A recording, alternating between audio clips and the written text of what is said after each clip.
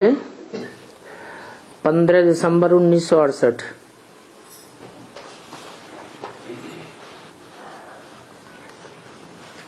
ये युद्ध क्षेत्र है। जबकि तुम बाप के बच्चे बनते हो और बच्चे तो भिन्न भिन्न प्रकार के होते हैं। कोई महारथी हैं, कोई घोड़े सवार हैं, कोई प्यादे हैं। ऐसे भी नहीं है कि महारथी घोड़े सवार हार नहीं खाते हैं, प्यादे ही हार खाते हैं। नहीं, माया के युद्ध में हार तो सभी खाते हैं और खानी भी जरूर है। क्यों खानी जरूर है? क्योंकि 63 जन्मों से माया से हराते आए हैं और यहाँ है याद मुख्य। याद ही भूल जाते हैं तो हार भी खाते हैं। तो ये माया की जबरदस्त लड़ाई है।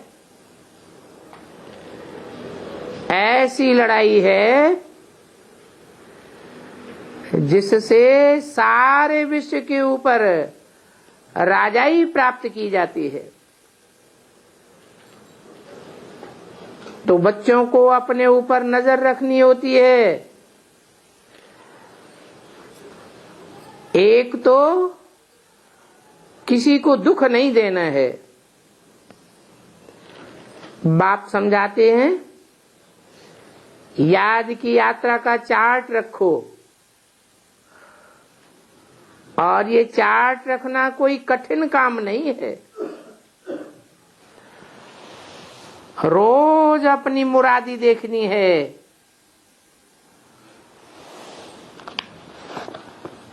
दुकानदार होते हैं, रात को अपनी मुरादी देखते हैं ना। और तुम व्यापारी तो हो ही, क्योंकि बाप से व्यापार करते हो।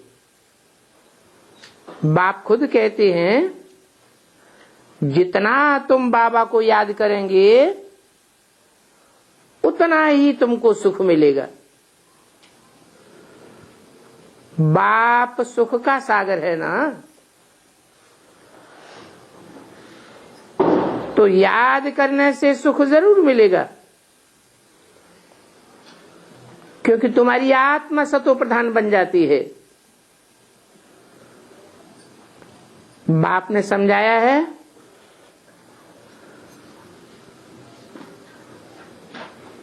ये तो ठीक है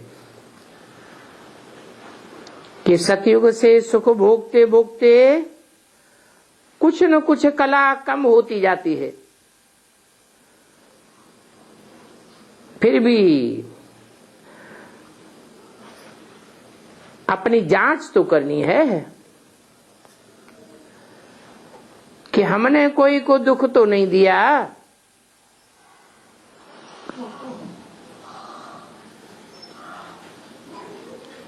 दुख देंगे तो दुखी होकर के मरेंगे। तो अपनी चलन को दैवी चलन रखना है। देवताएं कोई को दुख थोड़े ही देते हैं। तो मनसा से, अपनी वाचा से, अपनी कर्मेंद्रियों से कोई को भी दुख नहीं देना है।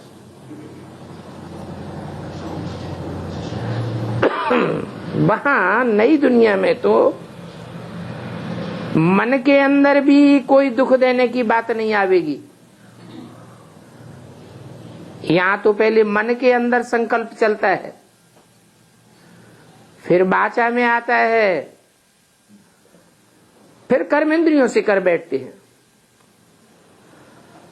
तो यहां रोकना होता है। जो फिर स्थायी हो जाता है। बाप तो समझाते हैं क्योंकि वो तो टीचर है। जैसे माँ बाप होते हैं तो बच्चों की संभाल करते हैं, बाप डायरेक्शन देते हैं बच्चों के कल्याण के लिए कि अपने कान पकड़ो। अब हम कभी ऐसा नहीं करेंगे।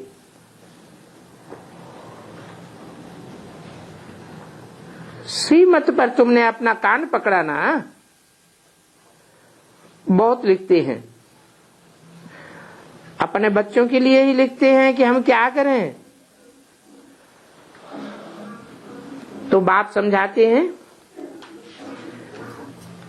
बच्चों को तुम कान पकड़ते हो, बांध देते हो, 1-2 टाइम खाना नहीं देते हो। ये कोई तुम बच्चों के ऊपर क्रोध थोड़े ही करते हो। ये क्रोध नहीं है, तुम तो उनके कल्याण के लिए करते हो। भावना तो कल्याण की है ना।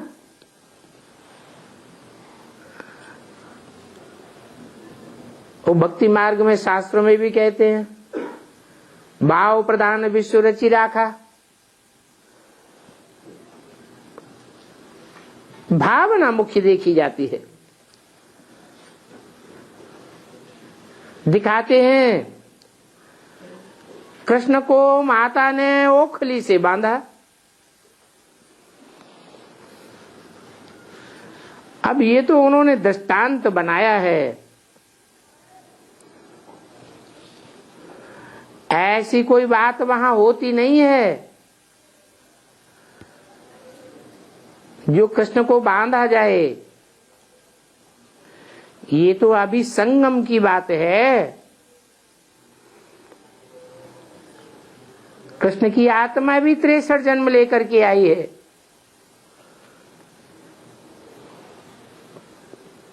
तो आदत पड़ी हुई है, उन आदतों को मिटाने के लिए माता को क्रोध आ गया। अच्छा बांधो खली से। तो बच्चे तो बहुत प्रकार की बातें पूछते रहते हैं। हर एक बच्चे के स्वभाव का मालूम पड़ जाता है, पूछने मात्र से ही मालूम पड़ जाता है।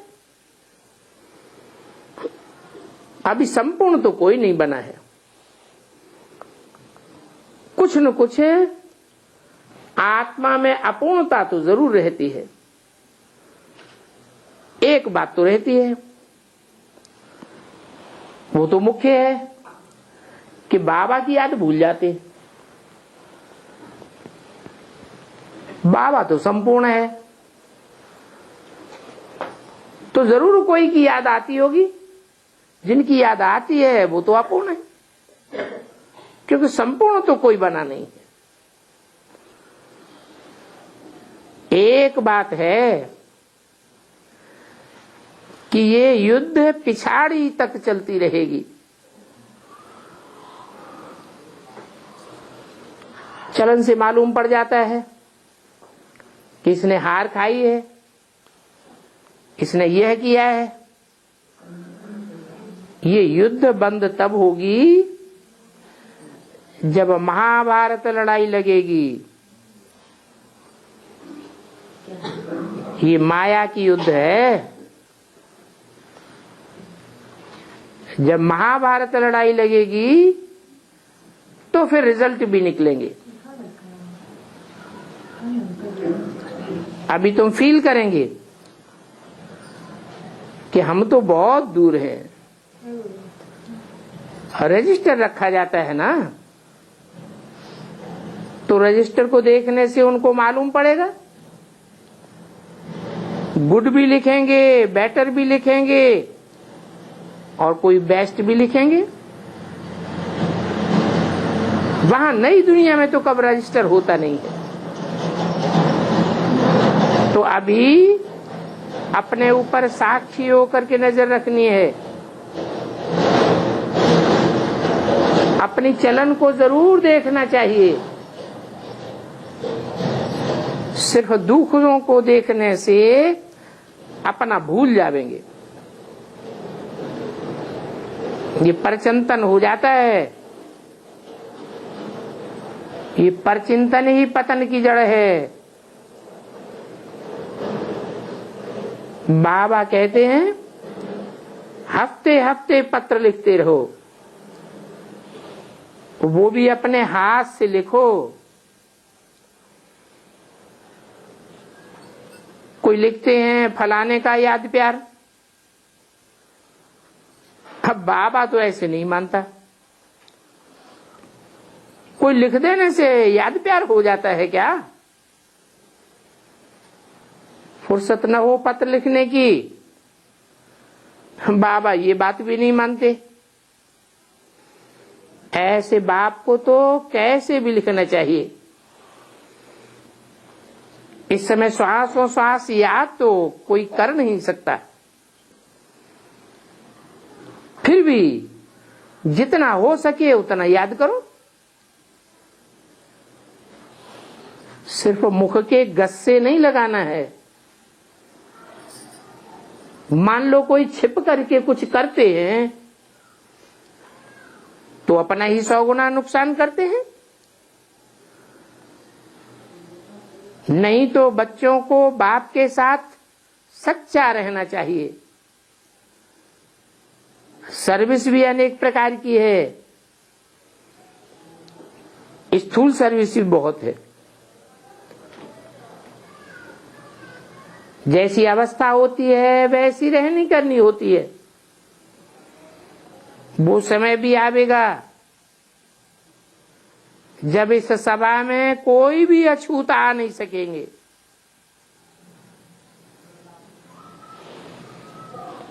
ये देह अभिमान को अछूत कहा जाता है। कितना देह का अहंकार आता है। तुम बच्चों को तो फीलिंग आती है कि संपूर्ण निर्विकारी ये देवताएं ही बनते हैं। वहां विकार तो होता ही नहीं है, क्योंकि वहां तो रावण राज्य ही नहीं होता।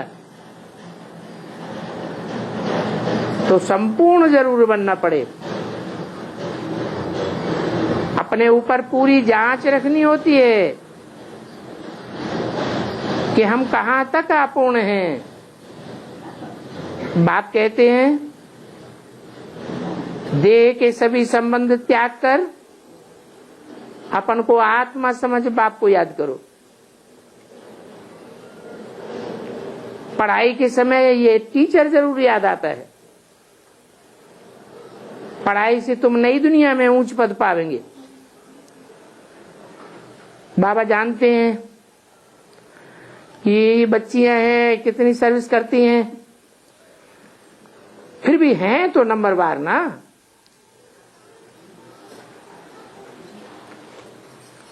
जितना पुरुषार्थ करना चाहिए उतना नहीं कर पाती हैं। तुम बच्चे कहां भी सर्विस कर सकते हो, गांवों में जाकर के भी सर्विस कर सकते हो। और सर्विस तो बहुत सहज है। एक ही अक्षर कहना है, मन मना भव। ये तुम्हारा फर्ज है। अभी तुम बच्चों को नॉलेज है, जानते हो माला बननी है। कल्प कल्प बाप आते हैं माला बनाने के लिए। ऐसे ऐसे स्थापना हो जाती है। राजधानी तो बनेगी ना। राजधानी में ऊंच पद वाले भी होंगे, नीच पद वाले भी होंगे। तो माला भी बनती है, फिर प्रजा भी बनती है। प्रजा भी अभी बनती है।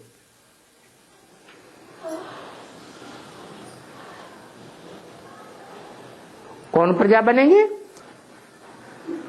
जो संदेश लेकर के चले जाते हैं, पढ़ाई नहीं पढ़ते हैं तो प्रजा में चले जाते हैं। और यहां आकर के जो जितना पुरुषार्थ करते हैं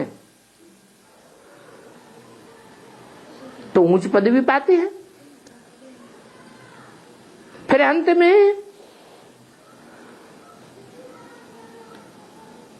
जो फर्स्ट क्लास डायनेस्टी के होंगे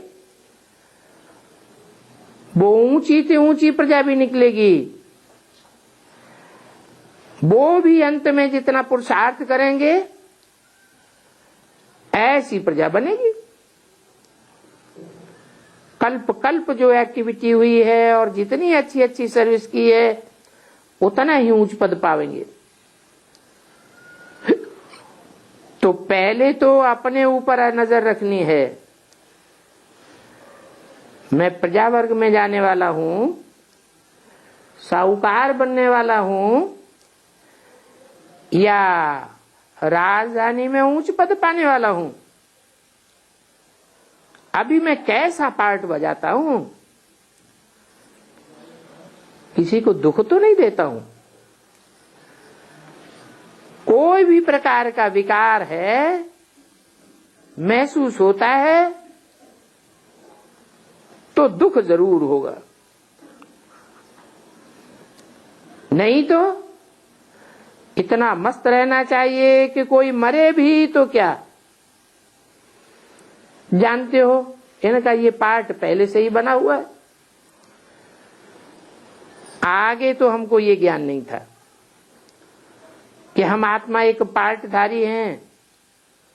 इस सृष्टि रूपी रंगमंच पर हम भांति भांति के शरीर धारण करके अपना अपना पार्ट बजाते हैं। जब ज्ञान नहीं था तो हम भगवान को भी गाली देते थे। तुम बच्चों को तो अभी सारी नॉलेज मिलती है। कहां भी जाते हो बाप को याद जरूर करना है और दूसरों को भी याद कराना चाहिए। बोलो शिव बाबा याद है? इधर उधर चारों ओर लिख दो शिव बाबा याद है, तो ताकत आती रहेगी। किसको स्नान कराते हो? बोलो शिव बाबा याद है? बाबा आपके रथ को मैं स्नान कराता हूं। 15-12-68 की वाणी का दूसरा पेज। तो हर एक को एक दो को याद दिलाए उन्नति को पाना है। ऐसी अवस्था अगर हो जाए, कैसी अवस्था? याद में रहने की अगर प्रैक्टिकल ऐसी अवस्था हो जाए जो खुशी से घर चले जाएंगे, कोई प्रकार का दुख अंत में अनुभव नहीं करेंगे, अंत मते सो गति हो जाएगी। इस समय तुम जानते हो हमको घर तो जाना है और जितना दैवी गुण धारण करेंगे आप समान बनाएंगे, ये तो सहज समझने की बात है। स्कूल में भी समझते हैं कि ये कितने कितने मार्क्स से पास होने वाले हैं, तो इसमें भी सर्विस का सबूत देना है। बाप को पत्र भी लिखे हैं, नहीं तो बाबा को कैसे मालूम पड़ेगा कि किसने किसको कितना बनाया। जो किसको समझाते हैं वो लिख भी सकते हैं। सभी को हक है बाबा को डायरेक्ट पत्र लिखने का। ऐसे नहीं, कोई कह नहीं सकता कि बाबा को जो पत्र लिखा है वो हमको दिखाओ, चेकिंग कराओ। नहीं, बाबा को डायरेक्ट कोई भी पत्र लिख सकते हैं। जो देह अभिमानी होते हैं ना, वो मना करते हैं, तुम बाबा को डायरेक्ट पत्र क्यों लिखते हो, हमको दिखाओ। समझते हैं कहाँ मेरी रिपोर्ट तो नहीं लिख दी है। बाबा ब्राह्मणों की अवस्था से समझ जाते हैं, उनकी रहनी करनी से समझ जाते हैं। बाप को समाचार देने का हर एक को हक है। बाप को कैसे मालूम पड़े ये ब्राह्मणी कैसी चल रही है? साधु संतों में भी कोई बहुत देह अभिमानी होते हैं, उनको अपना ही बड़ा नशा रहता है। कोई भी बात में झट बिगड़ पड़ेंगे। कोई तो फिर ऐसे भी होते हैं कि धैर्य से सारी बात सुनते हैं, कहेंगे अच्छी बात है। कई तो झट कह देंगे ये आपकी कल्पना है। अब कल्पना का तो अर्थ कोई होता ही नहीं है। अपना ख्यालात से ये कल्पना बनाई हुई है, उन्हों की ये मत है। तो तुम बच्चों को कोई से जास्ती बात नहीं करनी है। चाहे कोई भी साधु संत सन्यासी आवे, कुछ भी पूछेंगे, बोलो बाप को तो याद करो। बाप कौन है ये तो पहले पक्का करो। बाप कहते हैं, गीता में भी कहा है ना, माम एकम शरणम व्रज, मुझे एक को याद करो। वो एक कौन है? तुम तो सर्वव्यापी कहते हो। सर्वव्यापी है तो अनेक है या एक हुआ? ये तो अनेकता में बुद्धि बिखराने की बात हो गई। जब भगवान को याद करते हैं तो हमेशा अंगुली से इशारा करते हैं ऊपर की ओर, उसको याद करो। अब ये तो जानते नहीं है कि उसको याद करने से फायदा क्या होगा। अर्थ कुछ नहीं जानते। तुम तो अर्थ जानते हो। तुम जानते हो कि वो ऊपर वाला नीचे आकर के सारी सृष्टि का कल्याण करता है। हर आत्मा का कल्याण किया है, इसलिए हर आत्मा याद करती है। अभी बाप कहते हैं मुझे याद करो तो पावन बन जाएंगे,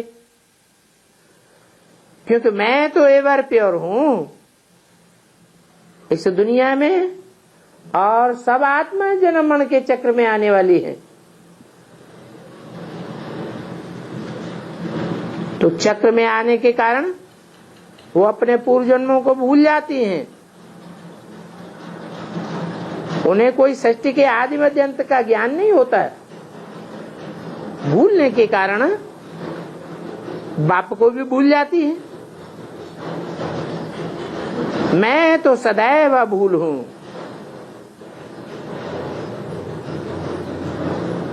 तो कहता हूं कि मुझे याद करो, परंतु बच्चों की माया के साथ युद्ध है।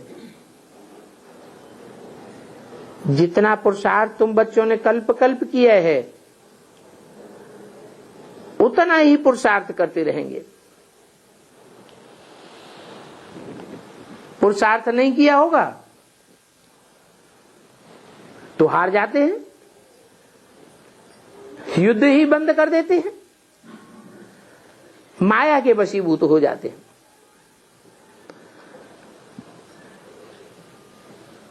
भक्ति मार्ग में भक्ति भी खास अमृत वेले करते हैं।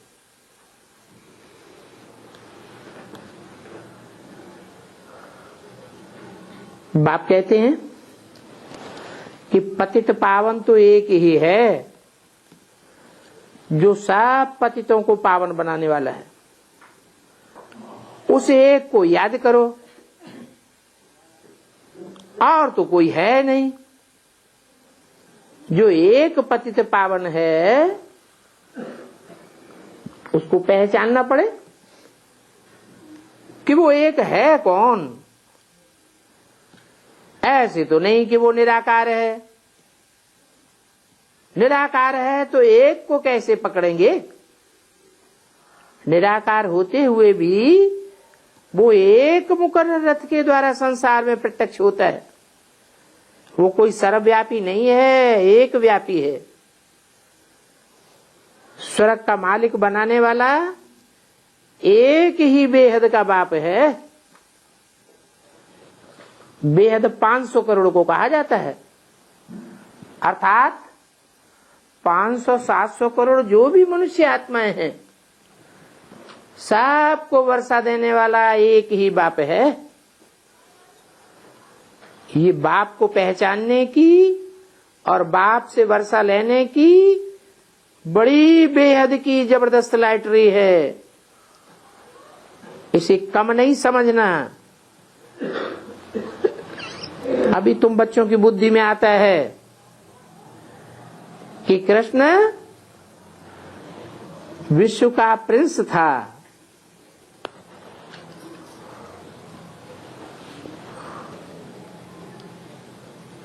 कौन सा कृष्ण?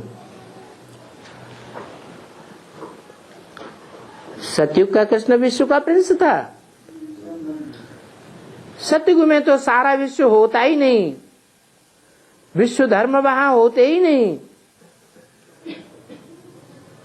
सारे विश्व के सभी महाद्वीप नहीं होते।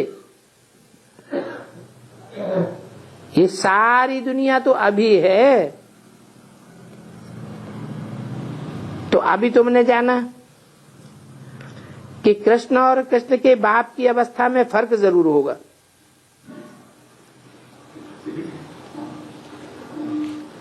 कृष्ण की महिमा है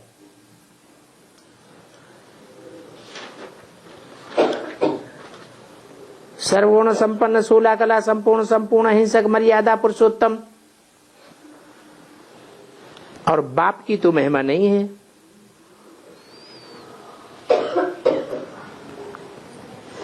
नंद बाबा की इतनी महिमा है क्या? वसुदेव की इतनी महिमा है क्या?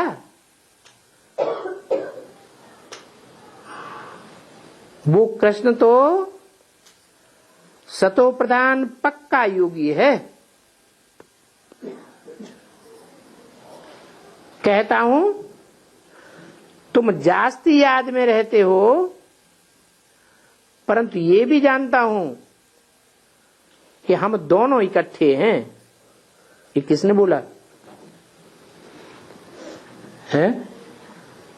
तुम जास्ती याद में रहते हो, ये किसने बोला?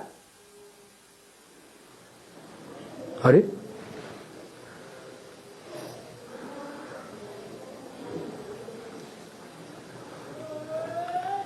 तुम जास्ती याद में रहते हो, मैं उतनी याद में नहीं रहता हूं, परंतु ये भी जानता हूं कि हम दोनों इकट्ठे हैं। किसने बोला है? ब्रह्मा की सूल ने बोला। क्या बनते हैं? इस बात की खुशी तो रहती है ना कि हमको यह बनना है। पढ़ाने वाला बाप हमको मिला है, फिर भी अगर तकदीर में नहीं है तो तदबीर करते ही नहीं है।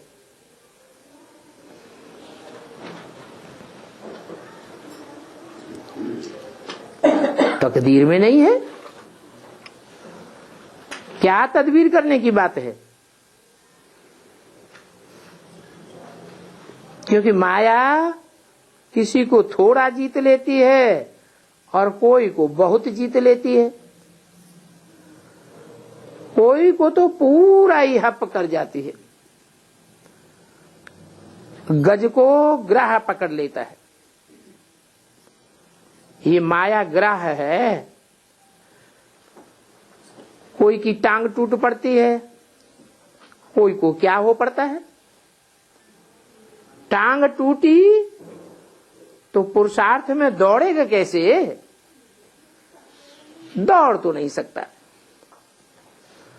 यहां भी बच्चों की भिन्न भिन्न प्रकार की चोटें लगती हैं। कोई अंधा, कोई लूला, कोई लंगड़ा, कोई काना, कोई कुब्जा। कौन से पुरुषार्थी हैं जिनका गायन है? तुम हो रुद्रमाला के मण के, कोई अंधे, कोई कूचे, कोई काने, कोई कुब्जे।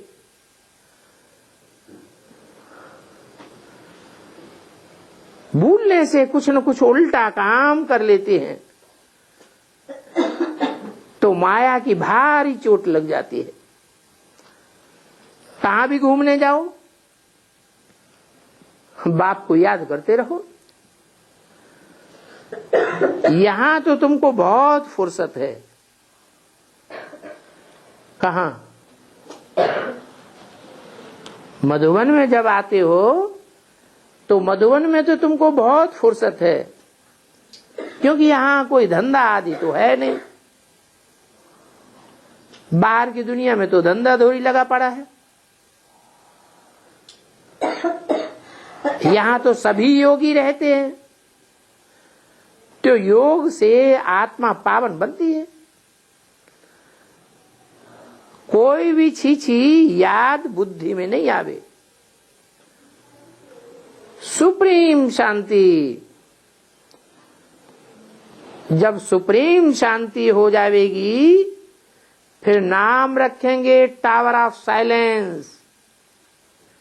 किसका? किसका नाम रखेंगे? महामधुवन का। कहां होगा? अरे जरूर माउंट आबू में ही होगा। जो टावर बनते हैं शहरों शहरों में, टावर होते हैं ना, तो जो नंबर 1 टावर होंगे वो फिर वहां जावेंगे। पिछाड़ी को तुम्हारी ऐसी अवस्था हो जाएगी कि तुम नंबर 1 टावर बन जावेंगे और बहुत ही खुशी से शरीर छोड़ेंगे। अंतमते सुगति हो जाएगी। कितने होंगे जो खुशी खुशी में ही शरीर छोड़ेंगे, कोई प्रकार का गम उनको आवेगा ही नहीं। अरे जरूर 8 होंगे। उनकी बुद्धि में तो रहेगा ना कि कहां ये शरीर छूट जाए बाबा की याद में, तो हम बाबा के पास चले जावे। याद करते करते ही घर पहुंच जावेंगे। इतनी याद गहरी हो कि शरीर का भान भी ना आवे। फिर तुमको कुछ भी दुख नहीं रहेगा। आधा कल्प के लिए दुख खलास। ये दुख भी कर्म भोग है। कैसे? कोई दुख आता है तो क्या समझना चाहिए कि हमारे पूर्व जन्मों का कर्मों का हिसाब किताब है। हमने जरूर ऐसे कोई कर्म किए हैं जिसके आधार पर हमको ये दुख मिल रहा है। इसलिए सर्प की खल का मिसाल देते हैं। सर्प देखते हैं कि अब हमारी नई खल तैयार हो गई है, तो पुरानी खल को छोड़ देते हैं। पुरानी खल छोड़ने में कोई देरी थोड़ी ही लगती है। तो तुमको ही ऐसे ही होकर के जाना है। एक शरीर छोड़ दूसरा धारण करना है। ये प्रैक्टिस तुमको यहां करनी है। जो ब्रह्मज्ञानी होते हैं वो भी मौत के समय याद में लग जावेंगे। तुम भी याद में रहते हो। ये तुम्हारी सच्ची सच्ची याद की यात्रा है जो बाप सिखलाते हैं। ब्रह्मज्ञानियों को याद की यात्रा कौन सिखलाता है? ब्रह्मज्ञानी किसको भगवान समझते हैं? ब्रह्मज्ञानी ब्रह्म महत तत्व को ज्ञान समझते हैं कि ये भगवान है, परंतु वो तो रहने का स्थान है। ब्रह्मा का बुद्धि रूपी पेट कहो, ब्रह्मलोक कहो, वो तो रहने का स्थान है जहां से आत्माएं आती हैं। अभी तो यात्रा बाप सिखलाते हैं, तो तुमको तो बहुत खुशी होनी चाहिए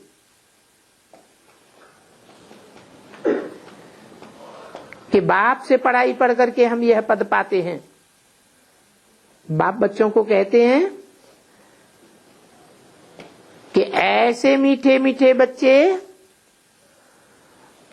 तुम तो जरूर बाप को याद करेंगे, क्योंकि बाप तुमको विश्व का मालिक बनाते हैं। तो दैवी गुण भी धारण करो, तुमको खुद फीलिंग आवेगी कि हमको सिवाय बाप के और कोई भी याद नहीं पड़ता है। बड़ी अडोल अचल अवस्था रहेगी, बुद्धि कहीं भी डोलायमान नहीं होगी। तो देखो, बाप दादा और अनन्य बच्चे, इनको तो कोई भी फिक्र नहीं है। अनेक बार बाप से वर्षा लिया है, तो पक्की पक्की खुशी में रहेंगे। यहां किसको कहा बाप और किसको कहा दादा?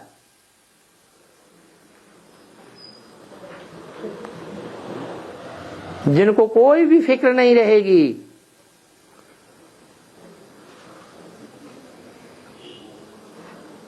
सारी दुनिया फिक्रात में शरीर छोड़ेगी,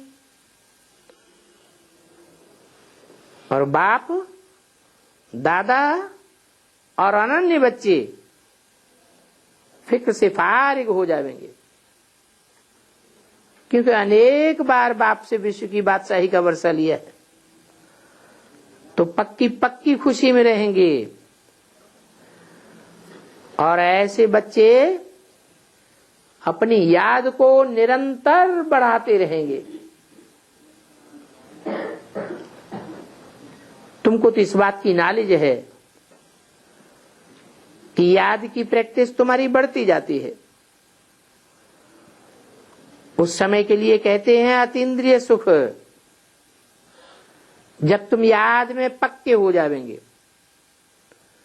जिसका गायन है, सुख पूछना हो तो गोपी वल्लभ के गोप गोपियों से पूछो। इस बात को जो टीचर होंगे और अनन्य स्टूडेंट होंगे वो समझ सकते हैं कि ये इतने नंबर से पास हो जाएंगे, अच्छा पद पावेंगे। तो मूल बात क्या हुई? मुख्य बात क्या है पुरुषार्थ में? मुख्य बात है बाप को बहुत प्यार से याद करना चाहिए। प्रीति बुद्धि गाए हुए हैं, विपरीत बुद्धि क्या गायन है? विनश्यते। तो किसके प्रति प्रीति बुद्धि? सर्वव्यापी के प्रति है? जरूर कोई एक है जिसके प्रति प्रीति बुद्धि साबित होती है, और उसे एक के प्रति विपरीत बुद्धि भी साबित हो जाते हैं। विपरीत बुद्धि के विपरीत संकल्प चलेंगे और प्रीति बुद्धि के कैसे संकल्प चलेंगे? प्यार के, प्रीति के संकल्प चलेंगे। तो कितना फर्क पड़ जाता है पोजीशन में। विपरीत बुद्धि और प्रीति बुद्धि की जैसे कि रेस है, ये रेस चलती रहती है। अच्छा, बच्चों को गुड नाइट।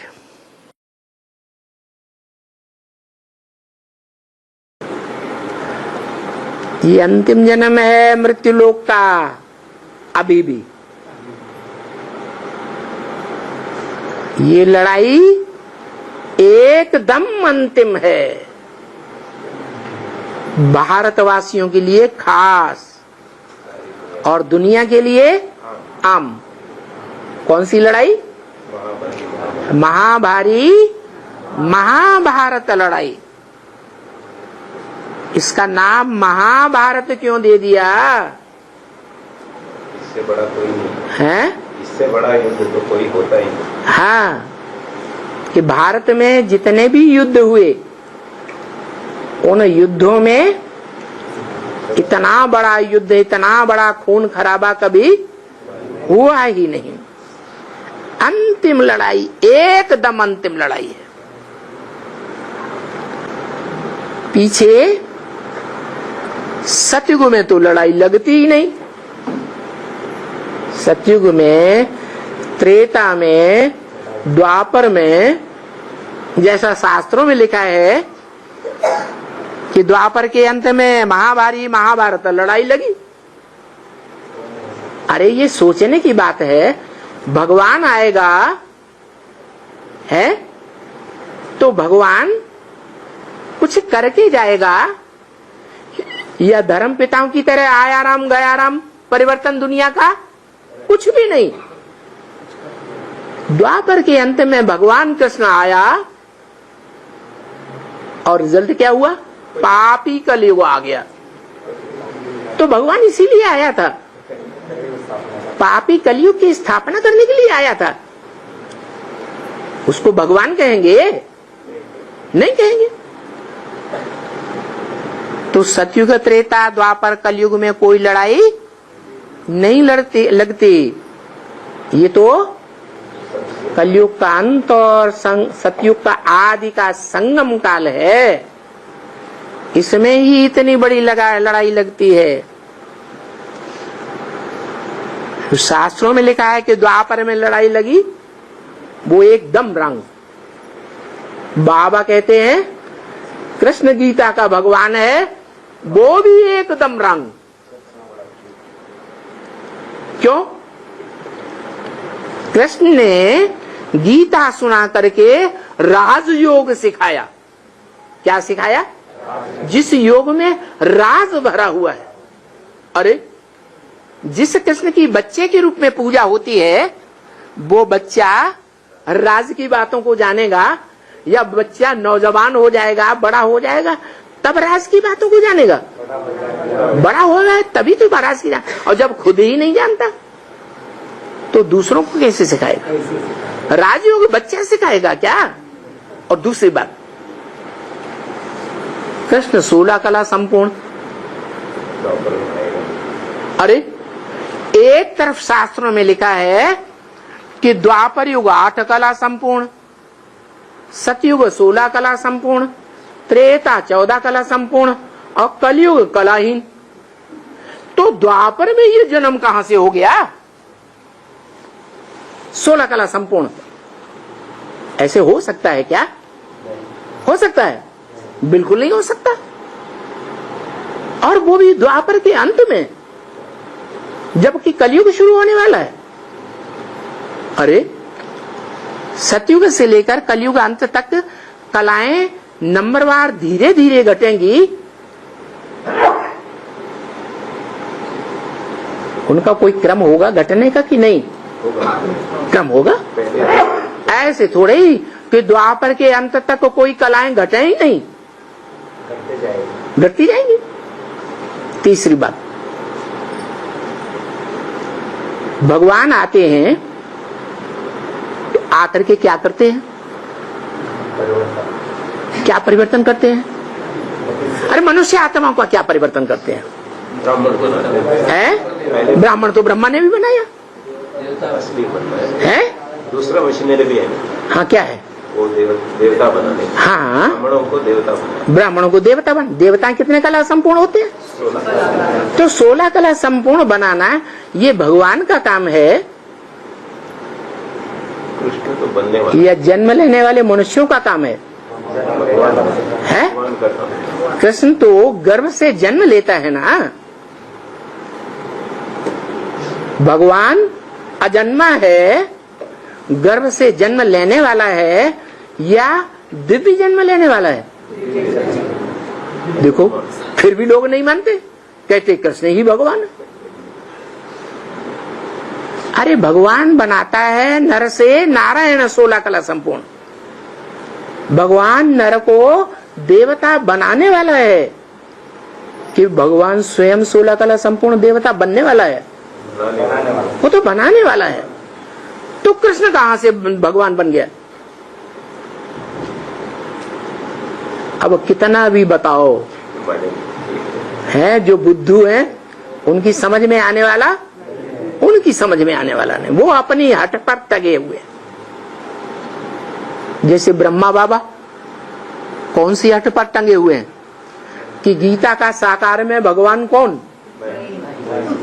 मैं हूं। उनकी बुद्धि में बैठता ही नहीं क्या कि गीता का साकार भगवान मैं नहीं हो सकता? क्यों नहीं हो सकता?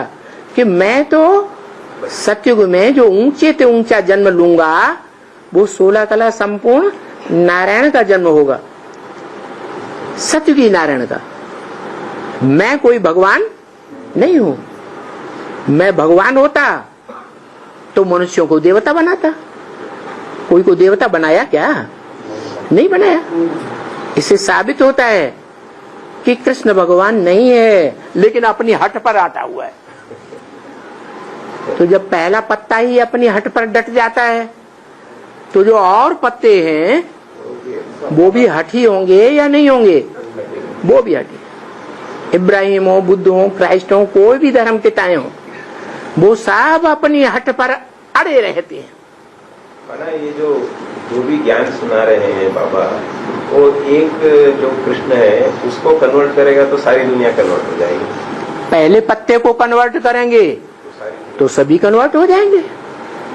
जो गीता है जिसमें अर्जुन जो बड़ा है उसको पहले परिवर्तन करना है या छोटे बच्चों को पहले परिवर्तन करना है?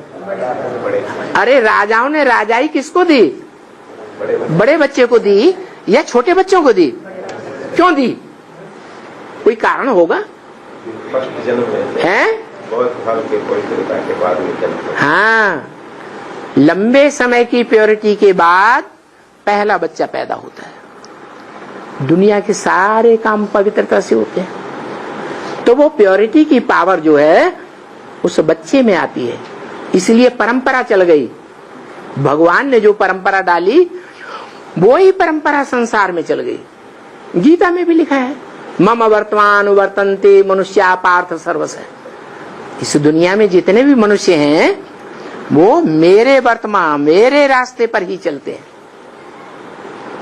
तो ये परंपरा पल चल गई क्या?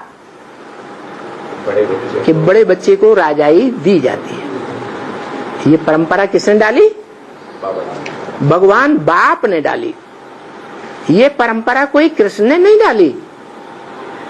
किसने डाली? कृष्ण को भी नर से प्रिंस बनाने वाले ने डाली। कृष्ण को क्या बनाएगा? पहले प्रिंस बनाएगा कि नारायण बनाएगा? प्रिंस बनाएगा। तो ये अंतिम लड़ाई है एकदम। सतयुग में, त्रेता में, द्वापर, किसी युग में ये लड़ाई नहीं लगती। त्रेता में भी नहीं, द्वापर में भी नहीं लगती। बस ऐसे नहीं कि फिर कि हम आपके पास जीते जी मरकर, फिर आपसे मरकर, फिर जाकर के वहां जीते जी जाएंगे। क्या? जीते जी स्वर्ग में, फिर जाकर के वहां जीते जी जाएंगे? नहीं, वो तो फिर वो जाकर के हुआ। हाँ, फिर भी बाबा को एक दफा पहचाना ना, बेहद के बाप को,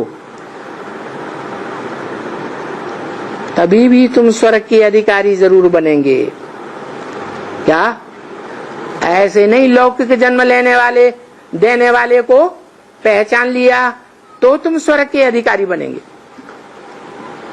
कृष्ण को भी लौकिक जन्म देने वाला कोई होगा या नहीं होगा? है? तो उसको राजाई किसने दी?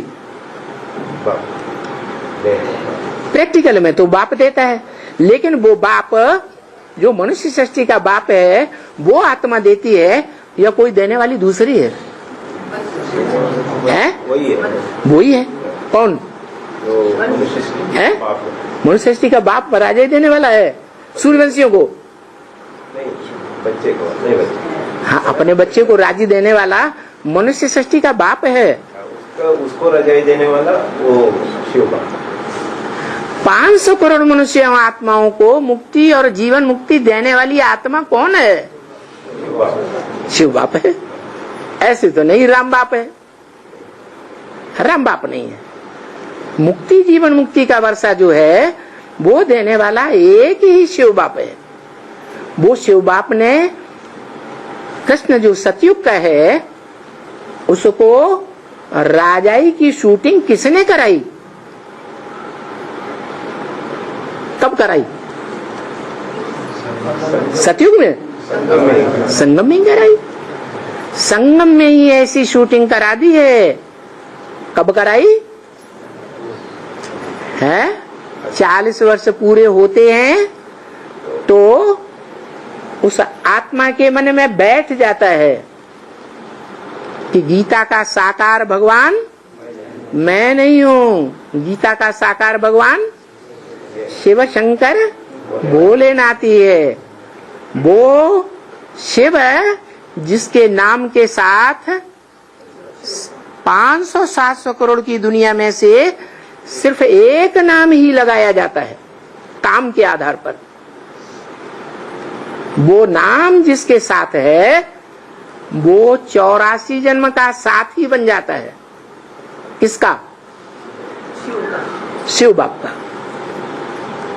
एक ही आत्मा है जो शिव बाप की साथी बन करके इस सृष्टि पर सदा कायम का पार्ट बजाती है। कौन? प्रजापिता नहीं नाम दो, है शिव बाबा। शिव बाबा को भले देवताएं भी सतयुग त्रेता में नहीं पहचानते, द्वापर कलयुग में भी कोई आत्मा उनको पहचानती नहीं, लेकिन हीरो पार्टधारी के रूप में वो आत्मा पार्ट तो बजाती है।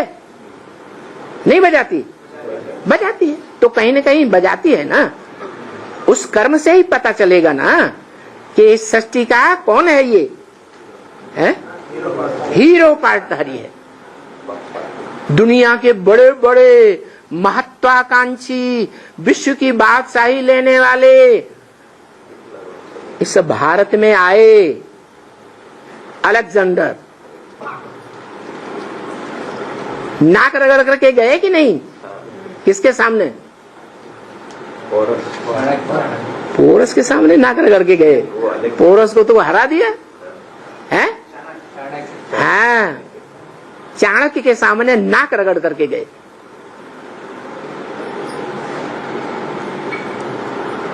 चलो, ये तो द्वापर किया, हीरो पार्टधारी की बात हुई।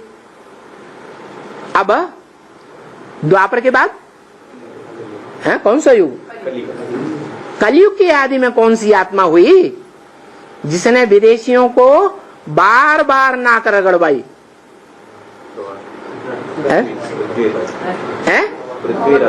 हाँ, पृथ्वीराज चौहान हुआ जिसने अच्छी तरह से नाक रगड़वाई और माफी मंगवा दी। लेकिन वो ऐसे बेवफा होते हैं, वो क्या कहते हैं विदेशी विधर्मी? वो कहते हैं देखो कितना बेवकूफ है, हम बार बार हमको छोड़ देता है। ये बेवकूफी है ना, वो बेवकूफी समझते हैं। क्षमा जो बड़ा गुण माना जाता है तो उनके गुण ये उनका धर्म नहीं है ना कि क्षमा बड़े को चाहिए, छोटे को अपराध। छोटे होंगे तो किस बात पर छोटे हुए? श्रीमत को नहीं माना तो छोटे बन गए, और जिन्होंने भगवान की श्रीमत को माना वो बड़े बन गए। तो ये बात ऐसी है बाबा, हम जीते जी आपके बनते हैं। ऐसे नहीं कि कृष्ण वाली आत्मा सतयुग में जाकर के बाप की बच्चा बनेगी और बादशाही लेगी सतयुग की। कहाँ बनती है वास्तव में? कहाँ शूटिंग करती है? संगम में ही शूटिंग करती है बस। फिर हम जाकर के जीते जी वहां जाएंगे। चाणक्य का जो बात है उसका तो पाटलिपुत्र पटना में चंद्रगुप्त के साथ पाठ तो अलेक्जेंडर तो यहाँ अपने पूरब में पश्चिम में ही उसका वो हो गया, वो वापस गए ना। उसने प्रभाव देखा तब वापस गया कि ऐसे ही चला गया? वापस तो गया, लेकिन उसने अच्छे से जान लिया ना कि यहाँ से अगर हम आगे बढ़े तो किसके हाथ में सत्ता आ गई है।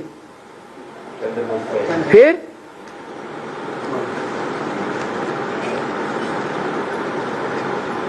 तो बाबा को एक दफा पहचाना ना, तभी तो तुम नंबरवार राजा ही लेते हो, तभी तो तुम स्वर्ग के अधिकारी जरूर बनेंगे। और फिर वहां जाकर के कहाँ जाकर के है, और फिर वहां जाकर के चांडाल बनेंगे। वो भी शूटिंग कहाँ होती है? संगम में। कैसे शूटिंग होती है चांडाल बनेगी? है क्या बताया है? हाँ, कन्यादान भी किया और दे करके फिर घर में रख लिया, तो काई की शूटिंग हो गई? चांडाल की शूटिंग पक्की हो गई। धन दिया और धन दे करके कोर्ट में केस कर दिया, हमारा वापस लाओ, तो काई की शूटिंग हो गई? चांडाल की शूटिंग हो गई। तन अर्पण किया, तन की सेवाएं अर्पण की, और फिर संसार में जाकर के विरोध किया, तो काई की शूटिंग हो गई है? तन का उजूरा क्या मिलेगा? निरोगी काया। अर्पण करने के बाद वापस न लिया तो निरोगी काया मिलेगी, या वापस ले लिया तो निरोगी काया? वापस नहीं लिया तो जिन्होंने वापस ले लिया उसकी बात हो रही है। वापस लिया तो चांडाल बनेंगे, नौकर चाकर बनेंगे। तो सच बात चाहिए ना बच्ची, है? भगवान के बने। दुनिया में बोला हमने भगवान को पहचाना, भगवान हमको मिल गया, तो झूठा बोला या सच्चा बोला? अगर दे करके वापस ले लिया है, झूठा हुआ। ये सृष्टि जैसे ये है, ये संगम सृष्टि जैसे है शूटिंग पीरियड में, तैसे वो है 5000 वर्ष की सृष्टि। क्या जैसी यहां शूटिंग करेंगे वैसा ही वहां प्राप्त होगा। ओम शांति।